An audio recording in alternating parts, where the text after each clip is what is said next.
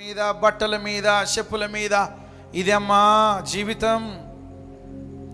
ఒక బ్రదర్ ఏడుస్తున్నాడు మొన్న, అయ్యా నా భార్యకి ఎంత చేసినా తృప్తి లేదయ్యా అన్నాడు. ఎందుకు బ్రదర్ అన్నా, మా ఇంట్లో 3 బీరువాలు ఉన్నాయి బ్రదర్, 3 బీరువాల నిండా బట్టలు ఉన్నాయి. 3 బీరువాల నిండా ఏమున్నాయి? బట్టలు ఉన్నాయి. నాకు తెలిసి ఆ బీరువాలు ఉన్న బట్టలు ఒక్కొక్కసారి కూడా కొన్ని వేసుకొనేవి కూడా ఉన్నాయి అన్నాడు ఆయన.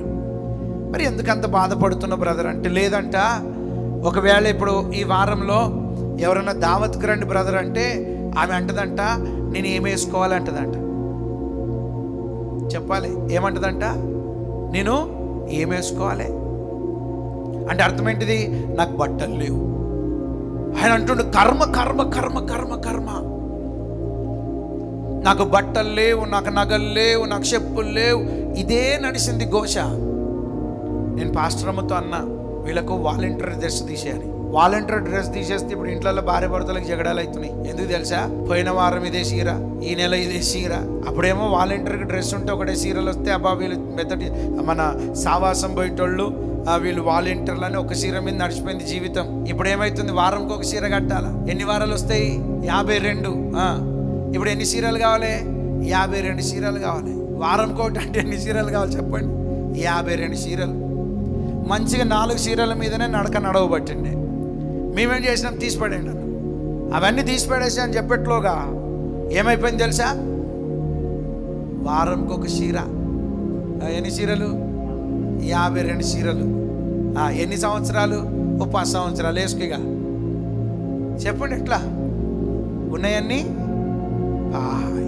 దైవజనుడు ఒక ప్రణాళిక కలిగి ఉంటే దాన్ని అనుసరించుదుము కాక. పై అలంకరణగా ఉండొద్దు. మీకు అర్థమవుతలేదు? మంచి డ్రెస్ కోడ్, మంచి సూటు బూటు. నా ఇంట్లో ఒక 10 జతలు నేను కుట్టించుకోకుండా, నేను వాటి టైం వచ్చిందా కుట్టుకోద్దని పెట్టుకున్నా. బట్టలు కాదంట, మనకు కావలసింది దైవ భక్తి ఉండాలంట. జడలు జగడాలు కాదు, జత కలిసి బ్రతికే విధానము నేర్చుకోవాలి. ఏం కలిసి నేర్చుకోవాలి? జగడాలు జడలు కాదు, జత కలిపి బ్రతికేది నేర్చుకోవాలి. ఇప్పుడు ఆమె నేనేం వేసుకోవాలి అంటదంట. ఆయన ఏం చెప్పాలి బ్రదర్? నేను ఎట్ట బతకాలి బ్రదర్? ఏం చేయాలి బ్రదర్ అంటున్నాడు. మరి ఏం చేస్తావు?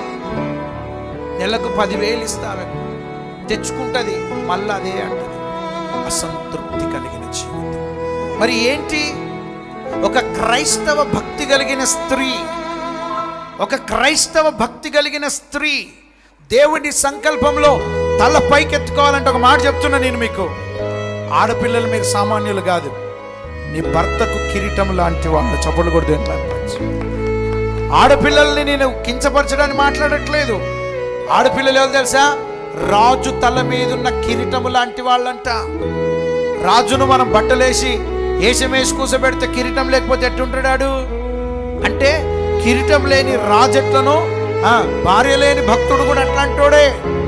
అంటే ఇప్పుడు నువ్వు ఘనత వహించేదానివే, అట్టుండిపోవాలంతే.